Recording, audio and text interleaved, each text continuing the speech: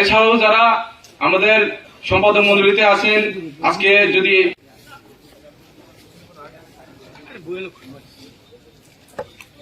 Tribal students union ত্রিপুরায় বহু বছর ট্রাইবাল যে সমস্ত ছাত্রছাত্রী তাদের যে অধিকার, পড়াশোনা করার অধিকার, সমান সমান হওয়ার যে অধিকার, তাই নিয়ে লড়াই আন্দোলন করে এসেছি। এবং এটা আমাদের সাংগঠনিক রুটিন নিয়ে আমরা বিভিন্ন বছর কনভেনশন করি যাতে নতুন লিডারশিপ, নতুন নেতৃত্ব তারা নির্বাচিত হয়।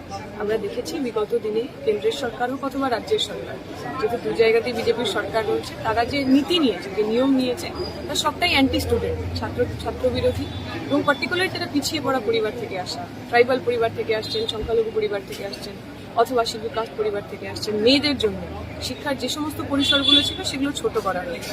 আমরা দেখেছি বিগত দিনে পিছিয়ে পড়া ছেলে মেয়েদের জন্য যারা ম্যাট্রিক স্কলারশিপ চালু হতো, সেই স্কলারশিপ বন্ধ করে দেওয়া হয়েছে।